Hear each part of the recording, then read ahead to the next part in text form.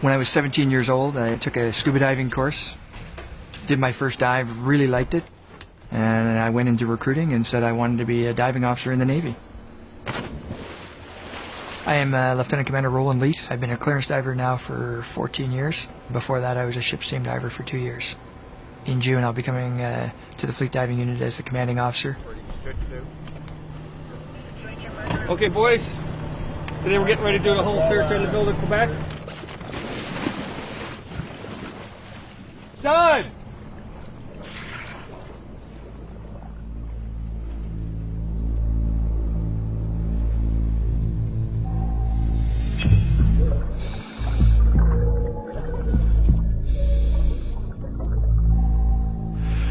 The 8th of February, 1991, we pull into Funchal, Madeira.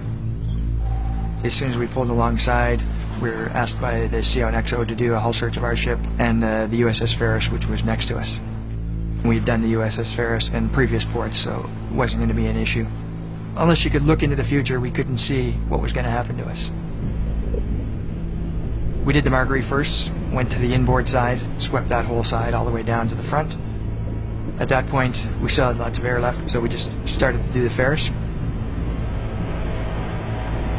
There was a lot of noise because all the ships all running on generators.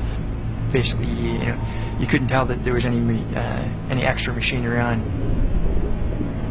About 2/3 of the way up, Master Seaman Hines gets sucked up against the hull of the ship. We didn't really know why he was being pulled up against the hull of the ship. I saw Corey Wells swimming down to lend assistance. So we both swam in, and as I'm getting about 2-3 feet from Master Seaman Hines, I see Sub-Lieutenant Wells get sucked up against the grating also. I felt myself being pulled in, and I tried to swim away but couldn't. I realized it was the main circulation pump for the ship. The amount of pull was enormous. My instructor on my ship's team diver course, I remember him saying, always keep your regulator in your mouth underwater. So when I felt myself being pulled in, I just grabbed my regulator. I can't see much. The line that's tied around my waist is also up into the cirque, and I took my knife out, tried to cut the line, but lost grip of my knife and it got sucked up. I could feel Master Seaman Hines beside me. Just before I went in, I could see that he had his regulator in and his mask was still on. The fourth diver, Master Seaman LePage, came down and started buddy breathing with Corey Wells because Corey's regulator had been sucked out. Master Seaman LePage realized that no one on the surface knew what was going on. No one knew we were stuck to the bottom of the ship or that the main suction was still on. He decided that he'd swim to the surface as fast as he could, yell help, and then swim back down. Guys from the ship saw him, brought the ship to emergency stations for a diving incident. Master Seaman LePage went to Corey Wells, tried to buddy breathe with him again, but unfortunately Corey had already swallowed too much water and had drowned. The standby diver, Master Seaman Beesan, came to my side, basically stood on the hull and grabbed me by the arm and tried to pull me off, but couldn't pull me out of the cirque. Once I realized there was no way I was getting out, just kept kind of talking to myself, saying, all right, control your breathing, hold your regulator in. I almost tried to skip breathing at times because I knew sooner or later my air would run out. 15 to 20 minutes passed. I really can't give you a good time frame. As soon as I felt the cirque shutting down, the two divers that were swimming around grabbed the two that weren't moving and started taking them to the surface. The line that was our search line was still stuck up in the cirque, so the four guys are headed to the surface, and I'm trying to swim out and can't. I pulled about 30 feet of line out of the cirque, and then I felt that I was free, so I started swimming up. Found out later that I had about 200 psi left in the tanks.